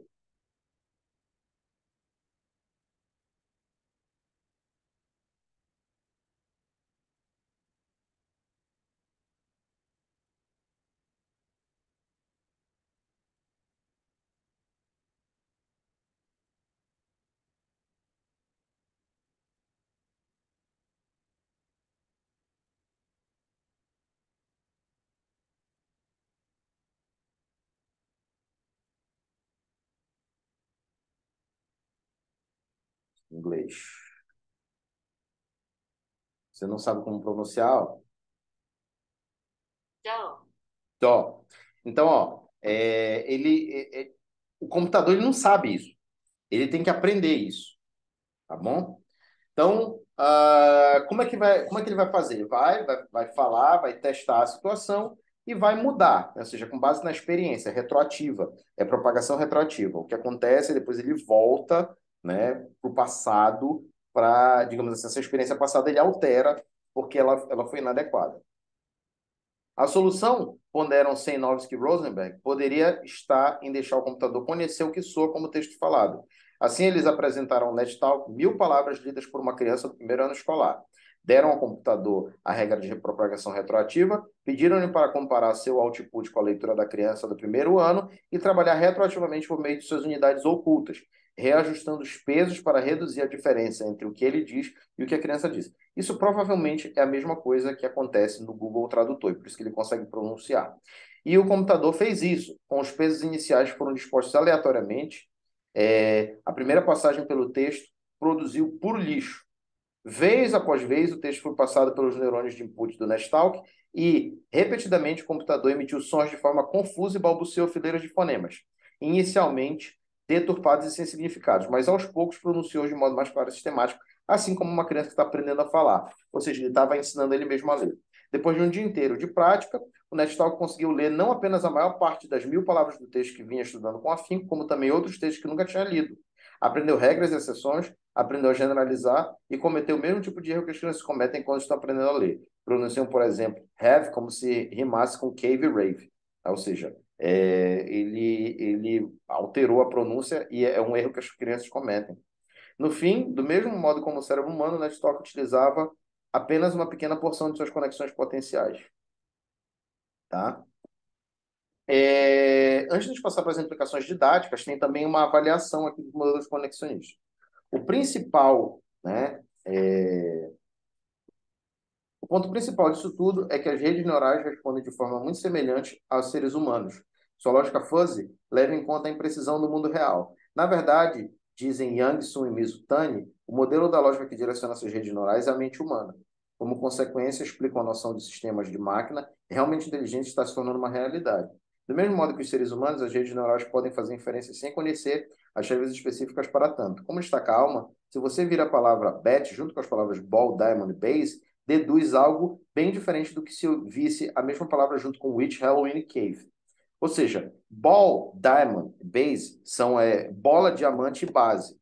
E bet pode significar tanto bastão como pode significar morcego. Se você ouve com witch, Halloween e cave, mais provavelmente você vai ligar isso a um morcego e não a um bastão de beisebol. Segundo Brunner, essas inferências se baseiam nas experiências que nos permitem categorizar e relacionar as coisas e ir além das informações fornecidas. E o computador com rede neural se abastecido com as séries corretas de experiências, poderá fazer exatamente a mesma coisa. De certo modo, sua estrutura e funcionamento permitem que ele chegue a algo semelhante a um insight.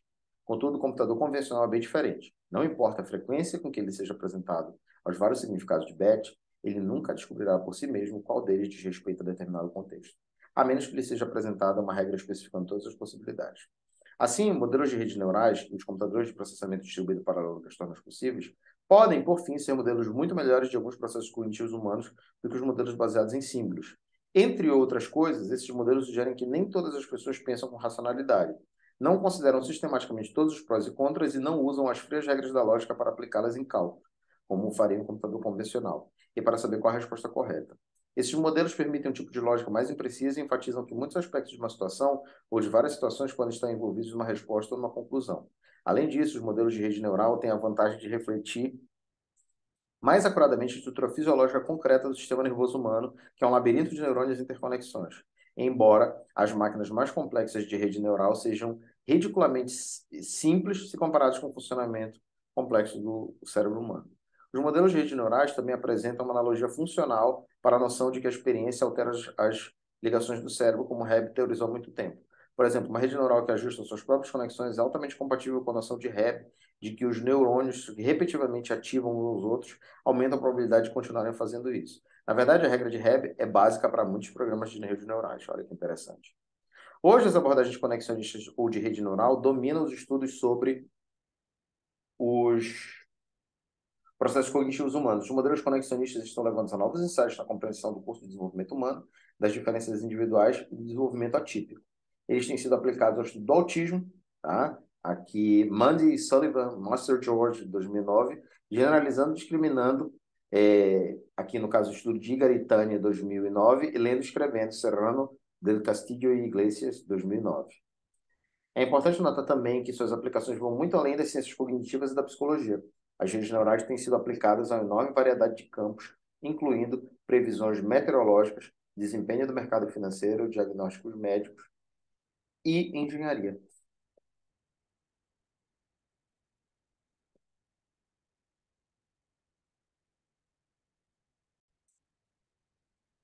Oi, gente.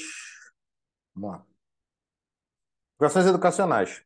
Então, a simulação da aprendizagem do pensamento humano tem óbvias implicações educacionais, claro.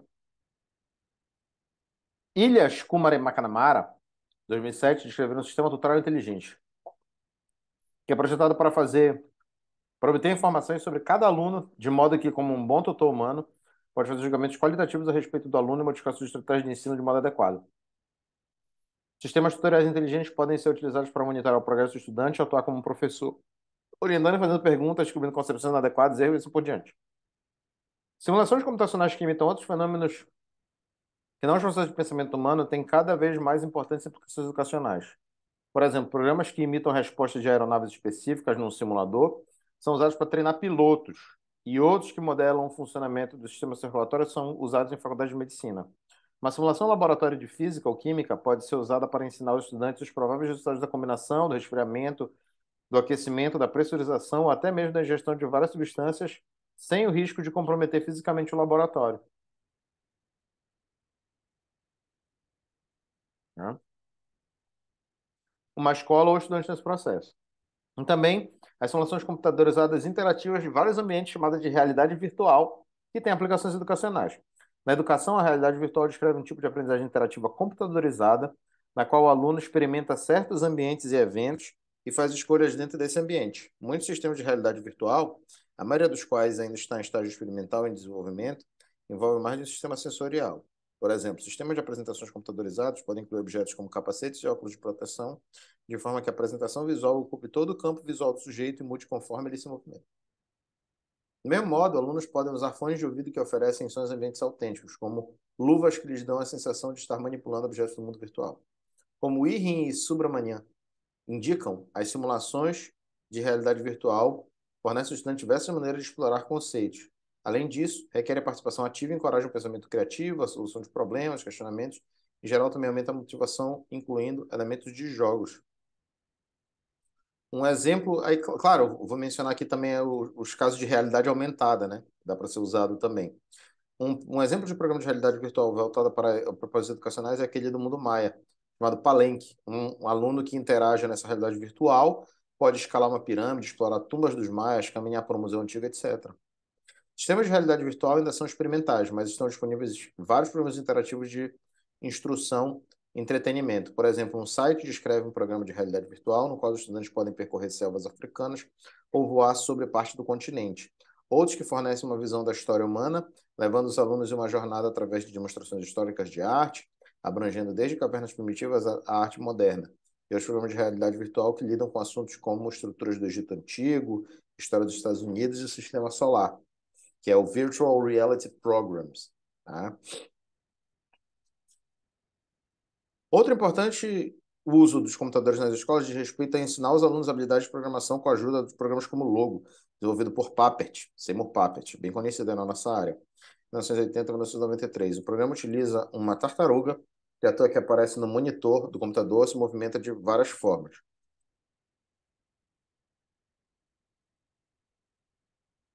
Tá? Por exemplo, quando a criança digita Ford 40 ou Ford 40, Ford 40, né? Ford 40, que é tipo, é para frente 40. A tartaruga se move 40 pequenos passos para cima. Se a criança digitar right 90, ou seja, direita 90, a tartaruga gira em um ângulo de 90 graus para a direita. Muito rapidamente, a criança aprende a escrever repeat for 40, right 90, ou seja, repete 4 para frente 40, para direita 90. E a tartaruga sobe 40 passos, vira à direita, sobe outros 40 passos, vira de novo e executa esse processo 4 vezes até desenhar um quadrado perfeito, né? E a criança pode rotular de quadrado. A criança dessa forma, com facilidade, quase nenhum esforço criar um programa. Em um certo nível, o Logo é um instrumento simples que permite a criança explorar a geometria plana. Em outro nível, é sofisticado o suficiente para permitir à criança investigar o mundo das equações diferenciais. Programas do gênero também ensinam as crianças o pensamento claro e sistemático que a programação de computador requer. Oferecem a elas aquilo que é chamado de alfabetização em computação. O livro organizado por Bradfield e Johnson descreve dezenas de outras aplicações da inteligência artificial na aplicação, algumas vezes abreviada AIED. Lembre-se que a inteligência artificial é uma designação geral para modelos, procedimentos, estratégias ou máquinas que pretendem copiar algumas das funções inteligentes dos seres humanos. Várias dessas aplicações já foram mencionadas: sistema de tutor inteligente, sistema de laboratório para ensinar relações químicas, programas de realidade virtual para ensinar história e programas desenvolvidos para ensinar habilidades de programação, alfabetização e computação como o Logo. Além disso, programas de computador têm sido elaborados para ensinar habilidade de cooperação entre os alunos, aumentar a competência na descoberta e na resolução de problemas, para desenvolver habilidade de estudo e análise de tarefas, para melhorar a memória, pessoas aperfeiçoar as habilidades de interação verbal e imitar modelos. É um campo em desenvolvimento, né, gente? Então, a gente pode ver, inclusive, também o chat GPT, tá? Que é uma coisa que tem sido utilizada pelo, no campo educacional, mas muitas vezes para colar, né, cara? Então, é interessante que você não tome uma postura tão rígida e inflexível quanto ao uso dessas coisas, como pode tudo, não pode nada, né? É importante que você olhe, avalie, né, metodologicamente a viabilidade, a execuibilidade dessas coisas, porque de repente você pode até utilizar para te ajudar a fazer alguma coisa na sua sala de aula. Bom, gente, por hoje era apenas isso. Eu vou encerrar aqui a gravação e um forte abraço.